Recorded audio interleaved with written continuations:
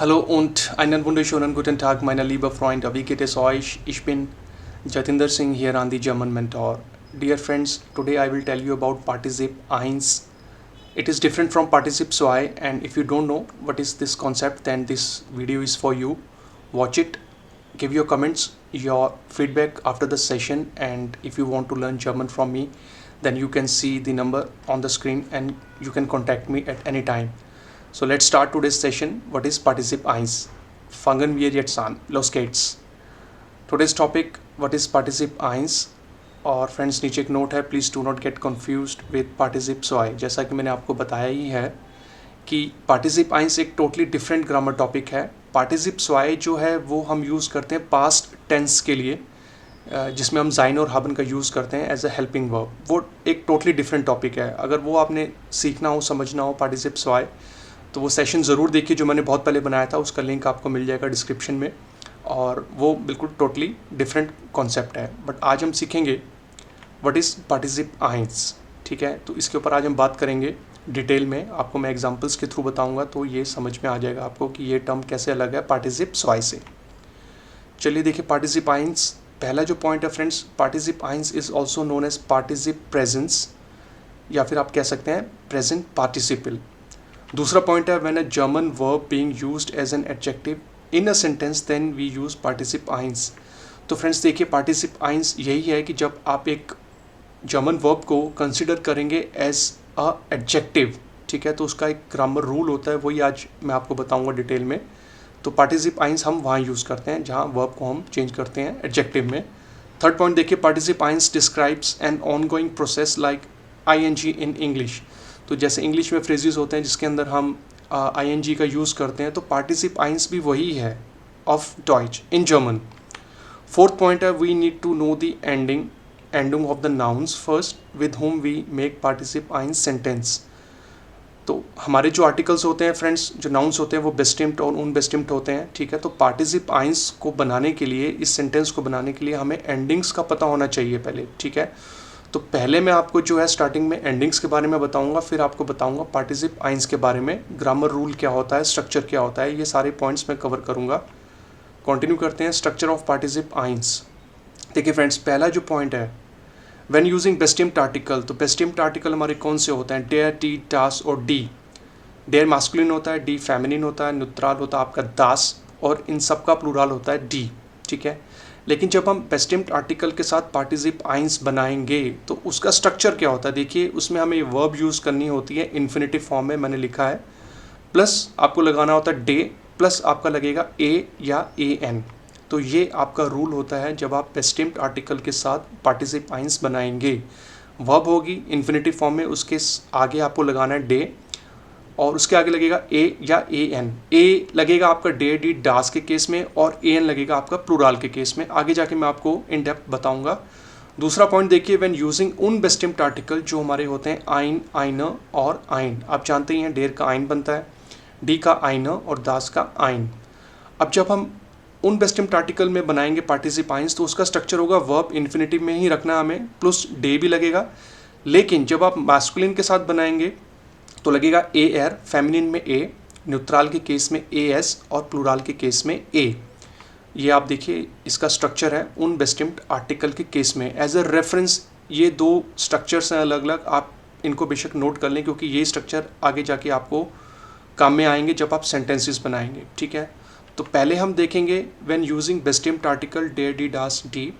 तो स्ट्रक्चर हमारा क्या था पिछली स्लाइड में? वर्ब लगेगी इन्फिनेटिव प्लस डे, और उसके आगे लगेगा ए या an. ए लगेगा मास्कुलिन, फेमिनिन और न्यूट्रल के केस में, और an लगेगा आपका प्लूरल के केस में. कैसे? देखिए मास्कुलिन के केस पे मैं एक फ्रेज यहाँ पे लिखता हूँ, द प्लेइंग मैन. ठीक है, अब इसको बनाएंगे हम पार्टिसिप eins में. ठीक है, ये वाले स्ट्रक्चर के साथ जो मैंने यहाँ पे लिखा है. कैसे? देखिए द प्लेइंग मैन बन जाएगा डेर स्पीलन, वर्ब लगी प्लस डे प्लस ए, यानी डेर स्पीलेंट मान, द प्लेइंग मैन. तो यही होता है पार्टिसिप eins, ऑनगोइंग प्रोसेस. ठीक है, जब आप वर्ब को एडजेक्टिव बना देंगे, यहाँ पे एडजेक्टिव लगा, स्पीलन वर्ब है, एडजेक्टिव हो गया यहाँ पे, प्लस डे. अब जो कि ये मान है, मास्कुलिन है, तो मास्कुलिन में क्या लगेगा आपका ए, डे स्पीलेंट मान. फेमिनिन के केस में देखिए द प्लेइंग वुमेन.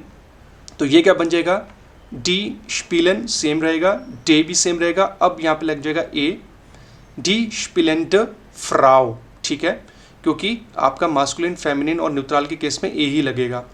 अब न्यूट्रल देखिए, द प्लेइंग चाइल्ड, तो ये बन जाएगा पार्टिसिप आइंस में दास स्पिलन ड किंड। डेर डी डास इसलिए लगा क्योंकि जो आपका एक नाउन है मास्कुलिन है, फेमिनिन है, और आपका थर्ड वाला है जो न्यूट्रल के केस में, लेकिन जो स्ट्रक्चर है आगे स्पिलन प्लस टे प्लस ए वो सेम रहेगा तीनों ही जेंडर के अंदर, ठीक है। लेकिन जब हम प्लूराल की बात करेंगे, अब देखिए प्लूराल के केस में द प्लेइंग चिल्ड्रन, अब ये बन जाएगा डी स्पिलेंटन किंडर, ठीक है। तो डी लगा वो हमारा आर्टिकल होता मेन प्लूराल के केस में, स्पिलन तो लगेगा ही, प्लस टे, अब इस केस में आपका लगेगा ए एन, और किंडर तो प्लूराल है ही फ्रेंड्स। तो कहने का मतलब ये है, कंक्लूजन ये है, मास्कुलिन, फेमिनिन और न्यूट्रल के केस में आपका लगेगा डे और ए, और प्लूराल के केस में लगेगा डे प्लस ए एन, ठीक है। तो ये होता है आपका पार्टिसिप आइंस जब आप बनाते हैं बेस्टिम्ड आर्टिकल में, डे डी डास के केस में, और स्ट्रक्चर इसका ये है जो आपने देखा ऊपर। अब मैं आपको बताऊंगा कि उन बेस्टिम्ड आर्टिकल में कैसे चेंज हो जाएगा। तो देखिए व्हेन यूजिंग उन बेस्टिम्ड आर्टिकल जो आइन, आइना और आइन होता है, तो इसका जो स्ट्रक्चर है वर्ब जो इन्फिनेटिव में है वो तो सेम रहेगा, डे भी सेम रहेगा। अब जब मैस्कुलिन की बात करेंगे तो ए एर हो जाएगा, फेमिनिन के केस में ए, न्यूट्रल के केस में ए एस, और प्लूराल के केस में ए। देखिए मास्कुलिन के केस में मैंने यहाँ लिखा अब अ प्लेइंग मैन, ऊपर था द प्लेइंग मैन, अब ये मास्कुलिन के केस में हो गया अ प्लेइंग मैन। अब इसमें देखिए क्या हो जाएगा, आइन स्पिलेंटर मान, तो स्पिलन लगा, डे भी लगा, लेकिन अब लग जाएगा ए एर, आइन स्पिलेंटर मान। फेमिनिन के केस में देखिए अ प्लेइंग वुमेन, तो ये अब क्या हो जाएगा, आइना स्पिलेंटर फ्राउ, तो वर्ब सेम रहेगी, डे रहेगा, लेकिन अब हो जाएगा ए एंड में क्योंकि ये फेमिनिन है। न्यूट्रल के केस में देखिए अ प्लेइंग चाइल्ड, तो अब ये क्या बन जाएगा, आइन स्पिलेन डेस किंड, और प्लूराल के केस में देखिए फ्रेंड्स आ तो लगेगा नहीं क्योंकि उन बेस्टिम्ड के अंदर कोई प्लूराल यूज नहीं होता, हम सीधा ऐसे बोलते हैं प्लेइंग चिल्ड्रन। तो अब ये क्या बन जाएगा, स्पिलेन ड किंडर। तो ऊपर वाला जो स्ट्रक्चर था वही यूज हुआ, मैस्कुलिन के केस में ए एर, फेमिनिन के केस में ए, न्यूट्रल के केस में ए एस, और प्लूराल के केस में ए। तो ये मैंने आपको डिफरेंस करके बताया कि बेस्टिम्ड आर्टिकल में कैसे होगा और उन बेस्टिम्ड आर्टिकल में कैसे होगा। अब इन डेप्थ मैं आपको कुछ और बाइस्पिल एग्जांपल बताता हूँ नेक्स्ट स्लाइड में। देखिए बाइस्पिल, बेस्टिम्ड आर्टिकल, डे डी डास टी, सेम स्ट्रक्चर मैंने दोबारा से यहाँ पे कैरी फॉरवर्ड कर लिया। अब मैं आपको बताऊँगा नॉर्मल सेंटेंस और पार्टिसिप आइंस में कैसे चेंजेस आ जाते हैं। देखिए मास्कुलिन के केस पे मैंने यहाँ पे एक फ्रेज लिखा, डेर मान spilled on east cross, the man is playing and big. अब इसको जब कन्वर्ट करना होगा पार्टिसिप आइंस के केस में तो सेम सेंटेंस अब क्या बन जाएगा, डेर स्पिलन ड मान ईस्ट ग्रोस, the playing man is big. तो स्पिलन प्लस टे प्लस ए, ऊपर आप देख सकते हैं स्ट्रक्चर को। फेमिनिन के केस में देखिए, डी सूप कॉक्ड ऑन ईस्ट हाइज, the soup is boiling and hot. पार्टिसिप आइंस में जब कन्वर्ट करेंगे तो कैसे हो जाएगा, डी कोकेंट सुपर ईस्ट हाइज, the boiling soup is hot. कोकन प्लस टे प्लस ए क्योंकि ये फेमिनिन है। न्यूट्रल के केस में देखिए, दस आउट ऑफ फेट ऑन ईस्ट शोन, the car is running and beautiful. Convert करेंगे पार्टिसिप आइंस में तो क्या होगा, दस फारन वर्ब डे प्लस ए, यानी दस फारेंट आउट ऑफ ईस्ट शोन, the running car is beautiful. तो फ्रेंड्स देखिए कंक्लूजन यही है कि मास्कुलिन, फेमिनिन और न्यूट्रल के केस में जो है आपका वर्ब प्लस टे प्लस ए, यहाँ तक तो सेम रहेगा, आप देख सकते हैं प्लस टे प्लस ए। लेकिन जब हम प्लूराल की बात करेंगे तो यहाँ पे देखिए फ्रेजर, डी किंडर स्पिलन ऑन जिन स्यूज, the children are playing and are sweet. अब इस केस में देखिए क्या हो जाएगा, डी स्पिलेंटन किंडर जिन स्यूज, the playing children are sweet, यानी ए एन, वर्ब इन्फिनिटिव प्लस टे प्लस ए एन। तो ये हो गया आपके कुछ एग्जाम्पल्स जो मैंने बनाए बेस्टिम्ड आर्टिकल के साथ। अब इन डेप्थ हम देखेंगे उन बेस्टिम्ड आर्टिकल में स्ट्रक्चर वही कैरी फॉरवर्ड कर लेंगे और उसके साथ मैं आपको बना के बताऊंगा, लेकिन रिलेटिव सेंटेंसेस में, ठीक है। तो आपको अच्छे से समझ में आ जाएगा। उन बेस्टिम्ड आर्टिकल आइन, आइना और आइन, वेब इन्फिनिटिव प्लस टे, एयर, ए एस या फिर ए। तो फ्रेंड्स सबसे पहले हम एग्जांपल देखते हैं मास्कुलिन केस में। यहाँ पे एक मैंने सेंटेंस लिखा, आइन ट्रावन डेयर मान इस्टाइन मान कॉमा डेयर ट्रावट, a grieving man is a man who grieves. तो इसका जो स्ट्रक्चर था वो क्या था, डे प्लस ए एर, ठीक है, क्योंकि ये मास्कुलिन के केस में है। जो पिछली स्लाइड में आपने बेस्टिम्ड आर्टिकल देखा वो डे प्लस ए था, लेकिन उन बेस्टिम्ड में आपका हो जाएगा डे प्लस ए एर। अब देखिए फेमिनिन के केस में ein tanzende Frau ist eine Frau die tanzt, a dancing woman is a woman who dances। तो इसका स्ट्रक्चर क्या था, डे तो लगेगा ही, अब इसमें लग जाएगा आपका ए। न्यूट्रल के केस में देखिए ein weinendes Kind ist ein Kind das immer weint, a crying child is a child who always cries। तो आपका डे प्लस अब इसमें लग जाएगा ए एस, क्योंकि ये न्यूट्रल केस है फ्रेंड्स। प्लूरल के केस में देखिए फ्लूस्टेंट शूलर सिंट शूलर डी फ्लूस्टन, whispering students are students who whisper, यानी कि वर्ब इन्फिनेटिव प्लस डे प्लस ए। तो फ्रेंड्स इसमें थोड़ा सा डिफरेंस होता है, ठीक है, मास्कुलिन फेमिनिन और न्यूट्रल और प्लूरल के केस में कंपेयर टू आपका बेस्ट टेम्प्ट आर्टिकल जो आपने पिछली स्लाइड में देखा, ठीक है। तो फ्रेंड्स ये था आज का सेशन पार्टिसिप आइंस, ठीक है। तो मैंने आपको एक एक चीज़ अलग करके बताई, बाइफरकेट करके बताई। आई होप कि ये आपको समझ में आ गया होगा, ठीक है। बस इसका स्ट्रक्चर अगर आपको मालूम है, आपको याद हो गया, तो आप सेंटेंसेस खुद भी बना सकते हैं, रैंडमली एग्जांपल्स बना सकते हैं, बस कॉन्सेप्ट आपको क्लियर होना चाहिए। अब हम लास्ट में देख लेते हैं डी सुजामन फासुंग। समरी आज के सेशन की क्या थी, देखिए सबसे पहला point, when we use a verb as an adjective we use then पार्टिसिप आइंस। तो जब आप एक वर्ब को एडजेक्टिव की तरह कंसिडर करेंगे तो वो होता है पार्टिसिप आइंस कॉन्सेप्ट।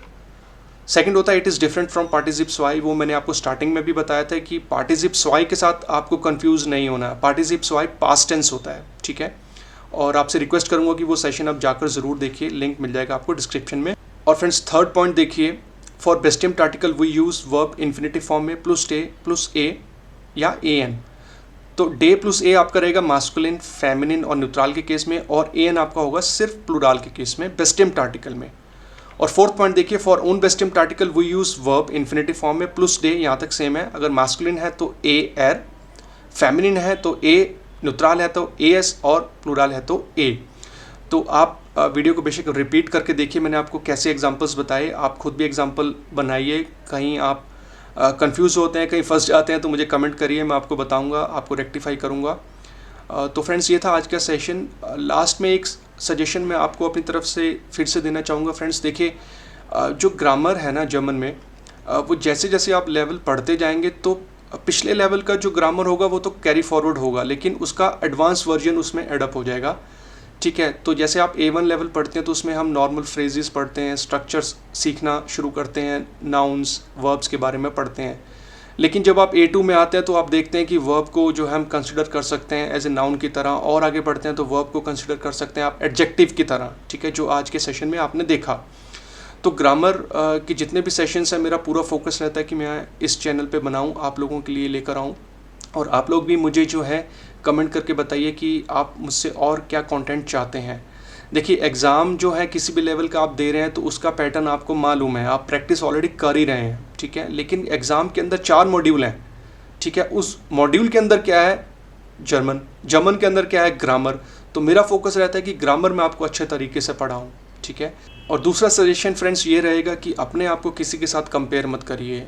हो सकता है कि सामने वाला जो पर्सन अगर ज़्यादा जर्मन जानता है तो उसने बहुत ज़्यादा प्रैक्टिस की हो, मेहनत की हो, ठीक है। तो ये फैक्टर आप दिमाग से निकाल दीजिए, अपनी प्रैक्टिस रखिए, अपना तरीका रखिए, क्योंकि सीखना और सिखाना सबका अलग अलग होता है। और फ्रेंड्स लास्ट में आपसे बोलूँगा थैंक्स फॉर वॉचिंग। अगर आपने पूरा वीडियो देखा, समझा, यहाँ तक पहुँचे, thank you very much. Like, comment, share और सब्सक्राइब कर दीजिए फ्रेंड्स, मेरे लिए मोटिवेशन रहेगा। और जर्मन पढ़ते रहिए, दी जर्मन मेंटोर पे मैं हूँ जतिंदर सिंह, और मैं मिलूँगा आपको नेक्स्ट वीडियो में। बिस बाल्ड, च्यूस, auf Wiedersehen।